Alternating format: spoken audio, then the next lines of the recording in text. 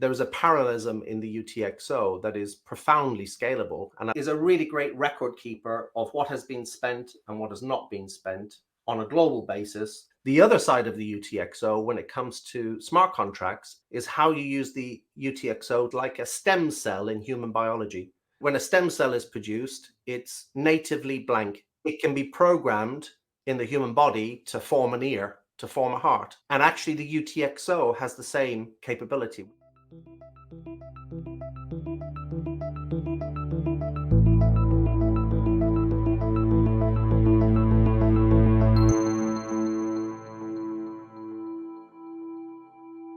Welcome to another episode of the Untangling Web3 podcast.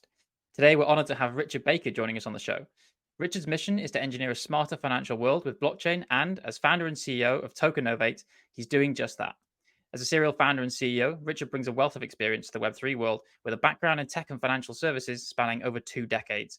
Richard, it's a pleasure to welcome you to the show. Thank you, Jack. Hello, Alec. How are you both? Good to see you. I'll speak for both of us. We just not duplicate any effort. We're both great, very good, very excited to have you on. I feel like this has been in the pipeline for a little while now. So yeah, it's exciting to have you on. How are you doing today, Richard?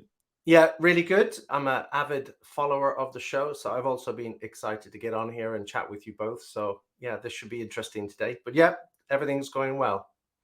Good. I'm glad. That makes you, my mom. I think so. We've got three listeners so far. That's good to know. I think my mom will be next on the show. Yeah, it's great to get you on, Richard. Perfect. So Jack obviously mentioned a little bit about your background. I know you've been in the space for a while now, but could you give us a little bit of an intro into your early career, and then eventually we'll get on to what led you into Web3? Definitely. My children tend to glaze over when I start this bit of my story, Alex. So I'm going to watch you both very carefully. Firstly, I'm Irish by background. You can hear a Southern Irish accent, County Cork. I grew up in Southern Ireland. Moved to the UK when I was 15, 16, and headed off to college to do electronics and communication engineering, which was actually within the Merchant Navy. So I qualified as a radio officer. So I love radio systems and transmission systems. That was my early days. Believe it or not, my first job out of college was in UK manufacturing. I went to work as a service engineer and then a CAM design engineer in UK manufacturing. So what does that mean? I was actually working on punch presses and laser machines and pick and place machines. And all of that was control electronics. And that was my area of expertise. I think probably a founder CEO that I worked with way back then in a small mid-sized company as an engineer was the reason I ended up pivoting into product and sales and heading down a more commercial path. But he's also the origin of why I think I look at systems the way I do. He used to drag me out of my office when I was designing product and get me to walk the shop floor and go, look at your design. Can this guy put the rivets in? Can this guy put the wiring loom in? Can this guy finish the product in the way that you'd expected? And I used to find inevitably that no, my design hadn't worked. And so I had to reverse engineer. So I got to learn the hard way about the importance of understanding the value chain and making sure you understood what you were designing and its impact downstream. Okay. That's where I started. Then really a corporate career from there. Went to work for Nortel Networks, the Canadian equipment manufacturer. Had almost 10 years with Nortel in their optical transmission team. And this is the bit where my children go, no, I don't want to listen, which is we were building the backbone of the internet, frankly, in the 90s and early 2000s. So we were building huge SDH networks and optical networks, more or less in every country. Nortel was in a phenomenal position. We had almost 70% market share of optical way back then. And all of that infrastructure is in the ground today. You know, those are the backbones to data centers. Love that. And obviously it was the heady days of .com and a big boom time. It was great fun. That's really exciting. I think there's 2 things that I latch onto there. One is you're quite clearly a generalist, which I think is extremely important for Web3. Web3 and blockchain is so much about finding opportunities, existing problems in certain industries. And I think sometimes you need that kind of generalist mindset to be able to actually apply blockchain and Web3 principles into problems today in certain verticals and certain horizontals as well. The other thing is building the backbone of the internet. That probably leads me on quite nicely to the next question is, so what led you into the world of Web3? I guess actually it's happened by stealth or a process of osmosis, if I'm really honest. I don't think I set myself a goal of getting into Web3 and building a business in Web3. I think of myself as a bit of a chameleon of markets because I came out of telecoms, went into digital media for a few years, so streaming and video, then founded my own financial services company in 2010, which was a futures exchange in Singapore, regulated in the traditional finance market for trading commodities. And we got that regulated in Europe and the US. But building that business, actually, we were involved in some technologies that were all about sending the trade to clearing houses. And those message formats and those particular protocols and gateways were pretty cumbersome to work with, not very efficient, very slow. And it was in 2015, I was looking at overhauling the back end of that business and started to investigate blockchain. And I think it was at that point that that technology really resonated with me. And I stayed tracking it really from 2015. Oh, okay, so you've been in the space a while then. Okay. that is quite a long career in Web3, right? Yeah, I think in the way it's kind of shaping up now, that is a long time. I've seen it through different iterations, I guess. And as we unpick this today, I'm going to probably always rest on engineering principles in everything I talk about. But I believe very strongly in foundational protocols. I saw it in my telecoms days in the 90s. And so I think really important to really the backbone of any commerce or value exchange system is, do you have trusted protocols, and is the medium of that technology going to be here in 50 years, 100 years to continue to rely on? I see it in optical and transmission systems and the TCP/IP layer as it is. But I think for what we're thinking about the future of the Web3 is going to be, it starts with a really trusted, solid foundation. And that's certainly a design principle into Tokenovate in the way that we founded that business. Yeah, I'm really glad you're talking about it in terms of this kind of infrastructure foundational layer, right? We often talk about blockchain and lots of the other technologies in Web3 as being like plumbing, right, to improve trust in various industries. Now, obviously, you're coming at this now from the financial services industry perspective, right? What about that industry do you think is particularly applicable to blockchain? Why is blockchain well suited to solve challenges in that industry? Because it's not one that I'm particularly familiar with, or Alec is, I think. So, but you've obviously got the expertise there. Well, thank you. It's very generous, Jack. But okay, so firstly, maybe just for the listeners, Tokenovate's in traditional finance, so referred to often as financial services. I think financial services has many different faces. So it's got a number of subcategories. Tokenovate particularly is focused on the capital markets side of financial services. And even within that category, we specifically focus on the role of derivative trading. So that's our use case for Tokenovate. And what we're doing within derivative trading is really looking at the supply chain, the value chain of how price is discovered, how prices come together to be formed as orders, how those orders get matched in broker systems or on exchange venues, at which point they become a legally formed trade. And then we're really looking at the trade management workflow process from that point onwards in terms of how is it treated in the trading parties' systems, but also their intermediaries and all the way downstream to clearing houses and reporting venues. Richard, just to jump in there, TradFi is a convoluted, complex things. Could you just explain some of those, like derivatives, trading, all this kind of stuff, like derivatives specifically? What is that? And then we can try to work out what some of the problems are, you're solving. Yeah, so a derivative in its simplest form is a risk management product. It's a financial contract, but derivatives around the world are largely used to hedge risk. So I won't necessarily expand on it too much, but I don't think there's anything in our daily lives that aren't underpinned or backed with some form of a derivative hedging out supply chain risk or a commodity price risk or an interest rate risk. So whether it's a bond or a cash instrument, behind the scenes, derivatives are used by banks, by asset managers to fundamentally help them risk manage exposures and manage their portfolios. What kind of risk, Richard, would that be? I'm interested. Is there a kind of concrete example you have of where these might be used? Well, in a simple form, if I go back to my old life building the exchange, we were trading commodities. What does that mean? Well, one of the instruments that started, or one of the asset classes, that started was something called iron ore.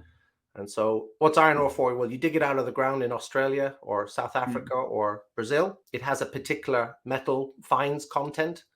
But for a lot of steel mills in China, that's a core ingredient. So into a smelting process, a big pot on a hot fire. You would put iron ore into the pot, and you would put something called coking coal into the pot. And then after it's done its magic, you tip the pot over and you get really hot steel. And so the backbone of our construction around the world, of buildings and railways and what have you, relies on that process. So in that example, if a steel mill is buying iron ore from Australia, it has to come out of the mine, it has to come across a rail network to get to the port, it has to go into a ship, a dry bulk ship, and then has to go on its journey on the seas up to the Chinese port. And when it gets to the Chinese port, it has to queue and wait to get into port to be unloaded. So in that, there's just time risk. That could take a couple of months to several months for that to play out. But of course, the mill wants to buy at a certain price and protect that price. So they would use an iron ore derivative to risk manage or hedge the price at that point in the future that they're expecting delivery. Okay, That's that makes sense. Example. So it's like a bet between two parties on what the price will be at a later date. Yeah. I was going to default to my football team, Alec, West Ham, and go to the analogy of spread betting, but I don't want to alienate the audience too early. Yeah, I'm not sure what our demographic is. I'm not sure if we're all Chelsea fans or whatever it is. Yeah, but unsure. I don't think any football fans probably.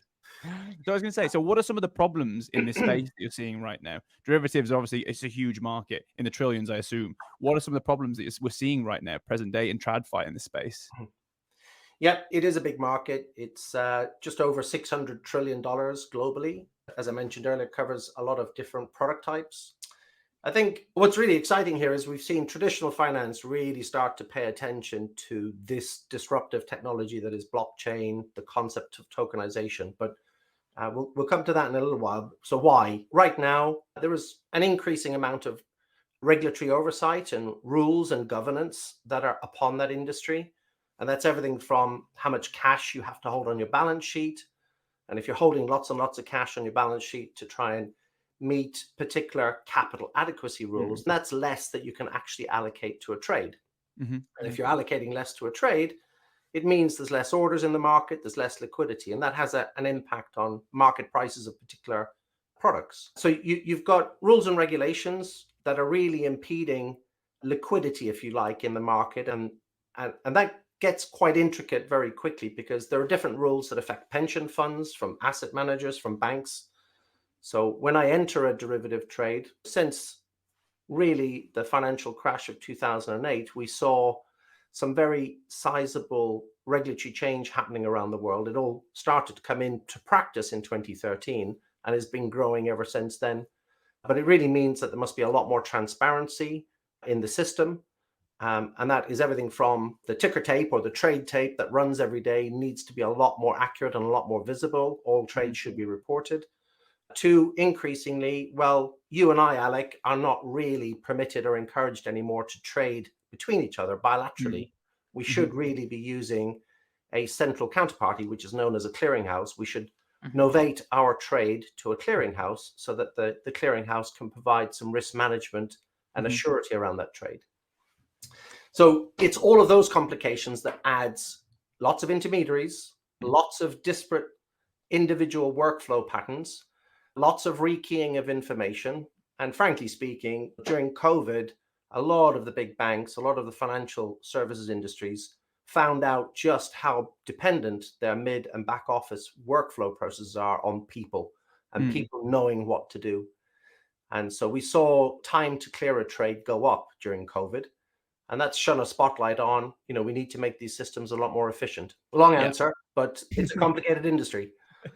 Yeah, no, that's really useful. And I think now it's the connection with Web3 and blockchain is becoming more clear in my head, because we talk about Web3 as a technology to improve efficiency, right? And there you're saying you want to maximize the amount of capital you can allocate to the position you want to take in the market, rather than all these other extraneous places where you might lose your money hedging other forms of risk or the inefficiencies inherent in the system. I want to come on then to what are you doing at Tokenovate, okay? Because you've mentioned this word novate, and I noticed that's in the title. I'm sure this is related to how we're combining tokens and novation, if that's the right word. So yeah, can you give us a kind of overview of what you are doing with Tokenovate? Yeah, definitely. Yeah, so you've characterized it well, Jack. That was a quirky brand created out of, could we tokenize the legal reference of novation. So novation, as I just explained, when Alec and I entered into that really big trade, really we're not permitted to do that without having significant cash on our balance sheets to mitigate each other's risks. So we're encouraged now to take on board a central counterparty, a clearinghouse. And so we would novate our trade to the clearinghouse, to the central counterparty. So what we're really looking at now is what is the role of digital ledger technology and tokenization and digital assets, digital custody in really greasing the wheels and making that process a lot more elegant, a lot more efficient, improved accuracy, improved transparency. And that's really what Tokenovate's working on. We refer to it as a life cycle engine because there is a particular pattern of a pre-trade set of events to a post-trade set of events that any trade will go through. And we're really just automating all of those business processes and those events so that we can more efficiently novate the risk, the obligations for all of those parties. Okay. So it's part of that to kind of, I don't know if the word is replace, we had to say the word replace, maybe facilitate the clearinghouse's job, because what you're saying effectively is rather than two parties being able to interact peer to peer, they're both reliant on this clearinghouse to manage risk and manage assets and all this kind of stuff. And obviously that's an easy application of blockchain to transparently show the world what assets you have. Is that part of the sell here? It is, yeah, very much so. However, there is a parallel journey here, Alec, which is, I think, with the invention of blockchain technology and certainly the application of blockchain through the lens of cryptocurrencies in the last 10 years, that as a use case, cryptocurrency has shone a light on all kinds of new concepts that traditional finance can start to play around with and apply to their business. And so, one of those, for example, is when we're in a cryptocurrency world and an asset is natively created on a chain and it's effectively a token. That token can be held in digital custody. And so when you look at the role of a traditional clearinghouse in financial services and you look at the role of a custodian, a digital custody provider, I think we're going to see over the next 5 to 10 years a merging of those duties and those responsibilities. Yeah. And so I think the technology has also given rise to, okay, well, how does a clearinghouse actually automate and start to think about digital custody as part of their clearing services? And we're certainly seeing a number of clearinghouses doing that. So I think Web3 technologies start to influence this whole capital markets ecosystem quite richly, actually. Yeah. That's a really interesting point. It's one thing that I always ask when it comes to tokenization. Obviously, by having these native tokens on a blockchain, we solve the double spend problem. We have uniqueness in a way, which is really important. But then how do you match that to a real world asset, for example? And is your point there that it's the clearinghouse's job to effectively be the custodian of that and match that? Is that what you're saying there? No, not necessarily, unfortunately. Even in that today, if you and I represent some corporate entities, we would traditionally have a custody bank or an asset servicing company, they're often referred to, but we would probably have our bonds and our certificates and some of our cash on hold with an existing custodian. What we're really doing then is moving assets in and out of that custodian in accordance with the trade commitments that we're making on a daily basis, or the trade maintenance more particularly that we're having to do on a daily basis. And that cycle of trade maintenance is where we would have the relationship in maintaining that trade that we've got at the clearinghouse. Okay. So certainly clearinghouses are exploring their role and their evolution to compress these cycles and reduce, time to settlement and find efficiencies. But we're also seeing those asset servicing businesses, those custodian banks, also doing that. Okay. And I think there's an interesting battle as to when actually all assets are digitized through the concept of Web3 technologies. And I've taken time risk out of the trade because really a clearinghouse is there today because there is, from the time that we execute, anything up to 2 to 5 days to enable the settlement to the clearinghouse and for monies to have moved around appropriately. Well, let's now compress that to, let's say, under an hour. If I've got it under an hour on a blockchain and it's all tokenized and I've moved through digital custody, I think we will see real efficiencies, and that will cast a light on how much risk management do I need to be done by the clearinghouse. It's good. Maybe sometimes we can be a little bit too high level on this show, so I think it's good to go into the details. Needing to have better tracking of the whole life cycle of executing these derivatives trades.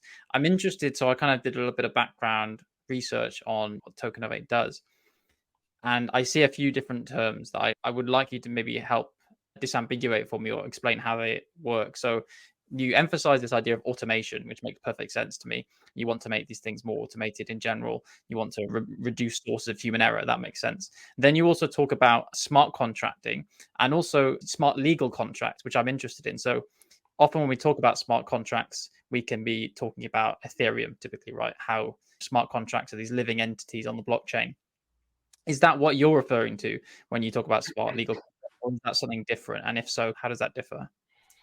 Yeah, perfect question. Yeah, so I guess maybe dealing with tokenization first. So what we are working on and what we see is, I think if I've got a real world asset, so that could be property or it could be a bond in certificate form, and certainly today neither of those are on chain. So I think firstly, how would I bring those types of assets onto a blockchain through the concept of tokenization? So the first thing I think with, let's take the bond, is how much do I trust the target blockchain to say that I'm going to give up record keeping in my existing relational database that tracks, the books and records of that bond and its life cycle? And I think the answer for a lot of big financial institutions is they're not quite ready to give up their existing relational databases or stores. They're willing to enter into a kind of a digital twin of that underlying bond. And so it's not fully natively created on the chain through tokenization, but it is represented. And there would be a synchronization of that digital twin back to the existing bond certificate or to the existing database. And whether we like that or not, I think that is a proof of concept that a lot of financial institutions are comfortable with in the medium term. They want to know well ahead of inscribing everything natively in the future. They want to know how it works. And I think coming out of 2023, I see a lot of that kind of work going on around the world. But then building on that, I think we're seeing that when I'm inscribing what that underlying bond is in terms of value, more importantly, I'm really interested in its expression of rights management, the governance of that bond, its tenure, and particularly the privileges of key management. Who actually has access in the key structure to moving that bond and for what reason? I think the difference I see here is, I would say, we will default to looking at traditional legal terms like a bearer instrument, a bearer certificate, and we would tokenize a bond as a bearer instrument. So we can represent it on chain as a bearer set of scripting codes. And we would wrap that base level bearer script with the rights management, the privileges, the governance, smart contracts. And I think slightly differently to the way that we've seen cryptocurrencies work, that's the way we approach it. Further upstream, just to complete the answer, we treat tokenization as a part of the ingestion process. It's just part of the initial stage of workflow. How do I bring an asset on chain? I'll need to tokenize it, get all the rights management and the key management right, represent it properly, but I need to put it then in custody. So we'll need to sit in digital custody in its new tokenized form. And then the second stage for us, once we've done that, is that we have built a set of smart derivative contracts, which are smart legal contracts, that actually represent the life cycle of the trade, all of the default clauses, how we actually manage the trade over its life. Every day, for example, there's maintenance payments to be made on the position that you've entered into. So we would allocate those underlying tokenized custody contracts. They would get called automatically into the life cycle of the trade. So we're removing friction and we're removing the human in the loop increasingly by automating both the workflow of the derivative life cycle itself, but also in the way that we've tokenized the underlying instruments. I mean, that's a really useful, comprehensive answer. I think one of the things that comes to my mind there is that it's actually not just the blockchain element, right? So many companies, and maybe to the detriment of those companies, they've always put forward products that are 99% blockchain. And maybe that has been the reason why they haven't been so successful. How important then is blockchain in this solution? Does this solution 100% need blockchain? Like I see a lot of talk around RWAs now, or real world asset tokenization around the world, and some of them don't use blockchains whatsoever. So it'd be interesting to get your take on this.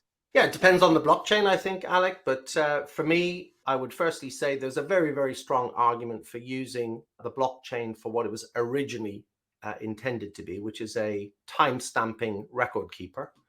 So if you go back to my long explanation of you and I entering a trade, and we have our clearing banks, and then we hand off to a clearinghouse, and they report the trade to a trade repository. We've got so many actors and intermediaries involved in the life cycle, all handing over information, rekeying information, doing their own compliance checks. Well, wouldn't it be beneficial that we've all got one real-time consensus event of when an event has happened in a trade? So I think in its simplest form, yes, there is huge benefit in bringing a blockchain, a digital ledger technology for a time-stamping record keeper into that workflow ecosystem. And that's what we're doing. And I caveated, depending on the blockchain, then I go back to my engineering first principles. Certain blockchains, and certainly I believe this of the original Bitcoin protocol, are fundamentally fixed opcodes in their protocol. More importantly for me, they are a very equivalent to microcontroller systems that I worked on in my early days as an electronics engineer. So I treat that particular blockchain as a state machine. And that state machine is really just controlling the state of the smart contracts, which are just conditional logic contracts.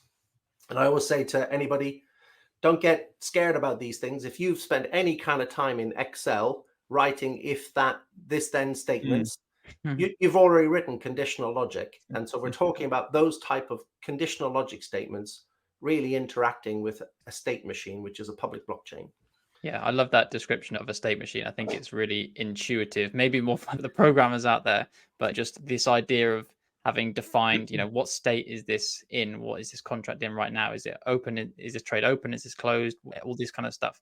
It makes sense because that can be modeled very easily on a blockchain. One thing I want to pick up on here, and it's something I've noticed you talking about, I think you have a really interesting perspective on this that I'd like you to share, is one thing that people have an issue with when talking about using Bitcoin for applications like this, I think, is the idea of confirmations, right? Because when someone typically uses the blockchain or uses Bitcoin, they see this horrible 6 confirmations tab that comes up on their exchange, right? That's what people associate with it. Oh, I'm going to have to wait an hour, 6 confirmations to start using my funds.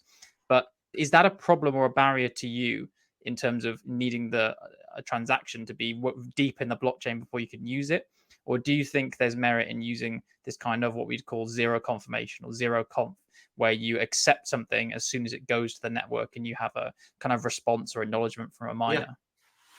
Yeah, very insightful as well, Jack. I think when I spent my high level answer is we've already chosen a few years ago the Bitcoin protocol, but also linked to that state machine logic and the fixed protocol of that particular blockchain is obviously Bitcoin uses a UTXO system. So the UTXO being the unspent transaction output, in its simplest form in this context, I always think of that as the global digital cash register. So I'm always tracking what's coming into the cash register and going out of the cash register. And I can do that ubiquitously for everything that's happening in the way that we're building out the smart contracts. I just want to point out, maybe for the viewers, I think, would you agree there's an analogy there between the UTXOs that you mentioned and coins in your wallet, right? Because what is in your wallet, what makes up your balance, is likely to be a collection of these different UTXOs that you own effectively, like you would have coins in a wallet in real life.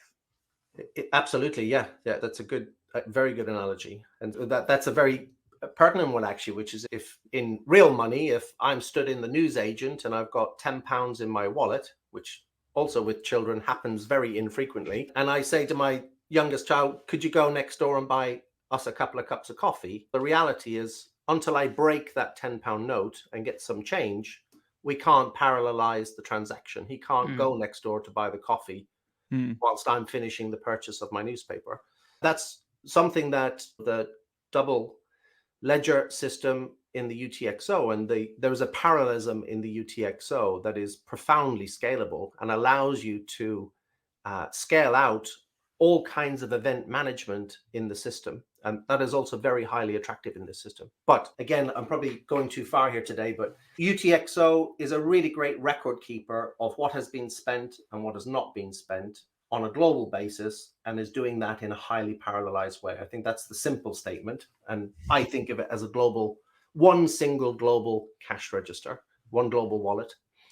The other side of the UTXO, when it comes to smart contracts, is how you use the UTXO to form functions on the chain and in your smart contract hierarchy.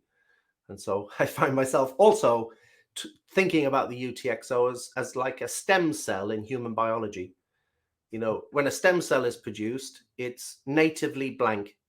It can be programmed in the human body to form an ear, to form a heart. And actually, the UTXO has the same capability. We've programmed the UTXO to become a private ledger on the public chain. So we can put a corporate account into the private ledger function. We can associate to that private ledger their users in the UTXO function. We can associate their custody to that account. And then we obviously can codify the tokens, and we can represent those tokens into the smart contract workflow. So the other side of what's exciting about the Bitcoin scripting language and the UTXO is the way that you can use that UTXO to build your system. Okay. And so what's the advantage of this idea of a private ledger and treating UTXOs on Bitcoin as a stem cell that can be programmed into anything? Is it an advantage that's specific for the derivatives market, or does it apply elsewhere in other industries as well? I think it applies more or less everywhere on a public permissionless UTXO blockchain, because largely you can see that very native capability as almost a modern day file system. So when I'm encoding that UTXO, I could almost treat that as a virtual data storage bucket, equivalent to what happens in cloud computing today. And so, yeah, I think that particular part of the chain of that protocol is universal, Alec. What's obviously important to me is that I'm in highly regulated financial markets. I need to represent Bank A differently to Bank B. I need to protect their data and their data management, but more importantly, I have to think about things like sovereign rules. So when they're entering certain trades, that might be a trade that their division in Singapore is in, and they're trading against a firm in New York. And I've got to think about geography into the way that we run those entities on the chain. That makes sense. And like I guess this applies also to things like the idea of maybe green tokens and tracking the lifespan and say, okay, actually this came from a green miner, which is a boon right now. Everyone's talking about, okay, Bitcoin specifically has this negative connotation with environmental impact, right? But there's a lot of Bitcoin miners who are actually saying, well, I actually am 80% green renewable energy. So the idea of associating tokens from conception to these miners and actually saying, well, these are green tokens, I imagine that has a lot of impact as well, a lot of application. It does, definitely. Yeah. I think increasingly, well, obviously, firstly, I think the last 5-6 years of the mining industry, we've seen a lot of investment in, highly efficient ASIC machines, but we've also seen the vast majority of the big miners in particular purchase in and secure very good green power contracts. So when you compare that infrastructure to traditional infrastructure, I think the footprint of transaction processing from a utility throughput point of view compared to other systems, I think we're going to see a really efficient and very carbon neutral overall story coming from the blockchain networks over the next few years, and some great stuff going on there. But yeah, I think we also see a lot of value in using the techniques I've just described to address the next phase of financial services. We're seeing an increase in, okay, how do I prove provenance and ownership of an asset? And if that's particularly something like a very large commercial real estate portfolio, we're now beginning to see the opportunity to see technologies or industry sectors converge. So if I've built a smart building and I've got lots of IoT in my building, and that's a very dynamic data emitting environment, I can actually get all of those IoT sensors to form part of my ESG reporting and start to report how healthy that asset is and inscribe that data into the way I tokenize that building. Therefore, I can use that asset on my balance sheet differently into the future. And the opportunity around this type of transformation for society is going to address some of those things I talked about earlier, which is if I can tokenize assets to effectively create collateral mobility, then I'm going to be able to do more. I ease my burden of actually it's just cash on my balance sheet. It's actually a lot more than that now. Yeah, that's a really interesting picture you paint. And it definitely resonates with me, especially when you start talking about things like carbon. I know that carbon credits similarly have this almost double spend problem when it's quite hard to verify. People buy these carbon credits to offset their emissions, but it's hard to know when they've been redeemed, right? And you have a perfect solution sitting there in Bitcoin and blockchain that manages this double spend problem very well. You're touching on other industries there as well, which I want to kind of dig into a bit more.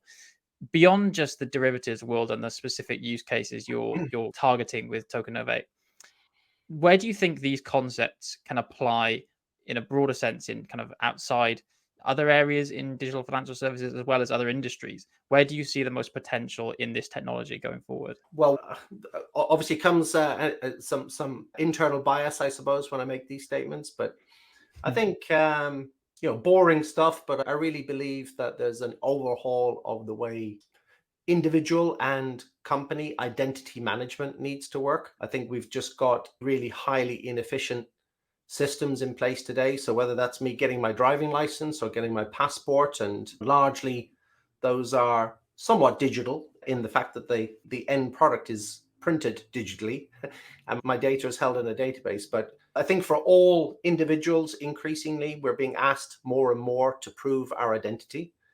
And certainly if you're in a business and you're trying to set up a new bank account or you're trying to onboard with a new supplier, you go through a very torturous know your customer, know your business process. So I think that's an area that this technology can bring a lot of benefits to. Yeah. I do, for society, obviously linked to the journey here that we've talked about in carbon, we're involved in the voluntary carbon credit market. We're trying to solve that double count and double spend problem in the way that we tokenize carbon projects. But the workflow here of the next few years is to try and hit some of the targets by 2030. We have got to take a really big step up in our involvement as individual citizens and our roles in companies to try and help those targets be met. So I think the concept of a smart citizen wallet, and really, do you or I today know what our day-to-day carbon footprint is, and our choices of whether I go on a bus, a train, or use my car, and how much I've recycled. I think we have got capability in this technology to make our activities a lot more transparent. And I think when you're beginning to showcase that to each citizen, we can all make better decisions, better choices. And so that's linked to the kind of the smart city journey that a lot of big cities are on around the world. So I think that IoT, smart cities, linked to the energy transition and to net neutrality or net zero, I think those are all interlinked, to be honest, personally. And this technology has a profound role to play in all of that. I like those. I mean, me and Jack completely resonate with all of those. We spent 2 episodes speaking on identity and like the idea of Web3 identity and its importance. It's really important for individuals to have privacy and control over their data, but you also need some kind of way to regulate that data between different parties across an ecosystem. IoT is the same. We've had like multiple episodes on that. Those topics are so important. I think one of the things that stands out for me, and I think it's brought some at the front of my mind, because we've been talking about decentralized identity and blockchain-based identity for many years now. And this is kind of a wider question for you, Richard, having so much industrial experience and speaking to kind of institutions around the world, is what is the biggest inhibitor? Why is it taking so long for these, not just in TradFi systems, but across all the industries? Why is it taking so long to adopt these killer applications that we've been talking about for so long now? Yeah, it's complicated, Alex. I think, firstly, in my technology career for the couple of decades you introduced me as, I don't think I've actually seen a technology that has been so misunderstood in my lifetime. I think blockchain as a protocol first, as a network second, has taken a very long time to be understood. And in some senses, I think its early incarnation got distorted through the rise of the cryptocurrency journey. And there's a lot of good in the cryptocurrency use cases. I don't necessarily advocate that we need 22,000 cryptocurrency tokens in the world, but I think what it did is acted as a kind of a killer app and forced a lot of new thinking, which is always good in the journey of innovation. So what I observe certainly in enterprises, it's only in the last few years that enterprise leaders have started to really pay attention to blockchain and begin to understand it. A lot of projects have been private ledger based, and only probably 3 years ago did most participants realize that's equivalent to a private database and wasn't getting the benefit of a shared consensus timestamping medium. I think There was fear, uncertainty, and doubt in enterprise in all sectors that really held off experimentation and adoption. But I do think that's changed significantly in the last 2 years. Yeah, I think misunderstood is definitely the right word for definitely Bitcoin and the kind of slew of new tokens and ideas coming with it. And I like your point on, yeah, lots of this is around speculation. You have so many different tokens now, 99.5% of them will be absolutely worthless in a number of years' time. But it is kind of a forcing function for innovation. We find out quite quickly what works and what doesn't. And that all plays into adoption. And speaking of adoption, we've covered a lot of ground today, and I just wanted to make sure I got this take from you before we end the show. But obviously, we're now speaking to you just post the ETF approvals for Bitcoin, right? Now, we've covered this quite extensively. As someone who's working in the kind of financial services, TradFi / DeFi space, you could say maybe Web 2.5 finance. How big an event do you think this is? Do you think there's too much hype around this, or do you think there will be real benefit to Web3 in the crypto industry from what we've seen with these approvals? I think it's an important event in having such big players step towards embracing this form of a digital asset and bring it into traditional financial market structures so that it's a lot more accessible to regular investors. I think that's a pretty important moment in history of this particular technology. I have a problem with it in the fact that it goes against the whole concept of decentralized systems and breaking down the barriers in a completely different way for a new economy. I'm a big believer personally in a value exchange system that is all about producer consumer interacting directly. And I'd like to see more producer consumer relationships emerge over the years ahead. But there's also fundamentals to look at with these ETFs, which is at the end of the day, these ETFs are going to be tracking the main asset. And so that main asset is still speculative and very volatile. And there's a lot of fundamentals on that particular Bitcoin asset that have not been worked out. We're going to see what happens in the halving very shortly. The utility value of that particular chain has not been found. And there are diminishing returns for the miners without really finding their new future. Yeah. How much of a safe asset is that to invest in via your ETF? I'm not going to be putting my money there. Yeah, I'm glad you mentioned all those topics and much more concisely than Jack or I did when we spoke about it. But yeah, it's an interesting one. I think we've said overall it's probably positive because it means more people, more institutional adopters will be pushing towards Web3 generally, hopefully through this like trickle down effect. But you're right, like we promote utility over speculation always. And I think it's really interesting to have this system that was meant to remove unnecessary intermediaries. And one of the biggest milestones was to add an unnecessary intermediary to Bitcoin for it to come to the public limelight. But yeah, I think we completely agree with that, Richard, as well. So we're coming to the end of the show. I mean, this has gone really quickly because I think it's been so interesting for me and Jack. So thanks for that. But in the kind of the final stage of this, we ask all of our guests the same two questions. We like to see how their answers evolve between guests and across time. But if you're ready, I'll ask the first question, which is a nice short one, hopefully. In one sentence, which should be tricky, what is Web3 to you?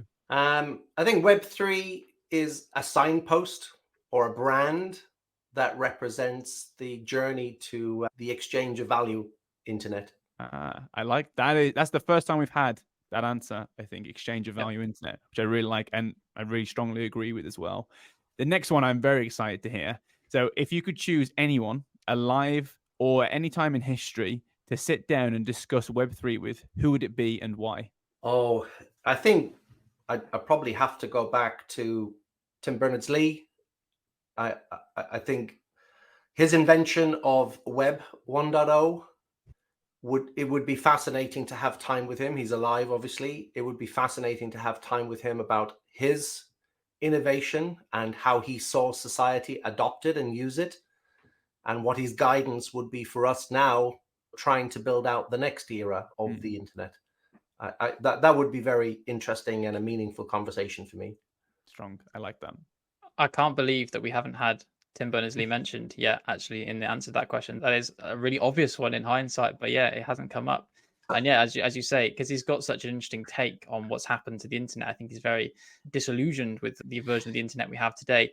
Fingers crossed, maybe if we're successful enough, he'll come on the show one day, and maybe we can arrange a conversation all of us together. But Richard, just all that remains for me to say is thank you so much for joining us today. It's been such a great conversation. I've definitely learned a lot about everything you're doing and the financial services space there.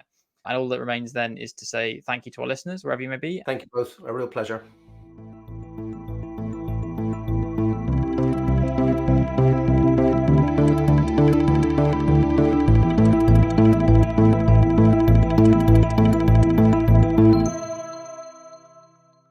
Thanks for tuning in to another episode of Untangling Web3, produced by Emma Camilleri.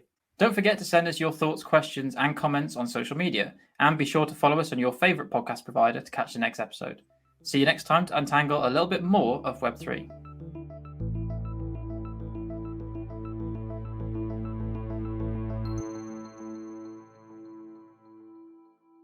The views we express here are our own and do not reflect the views of our employers.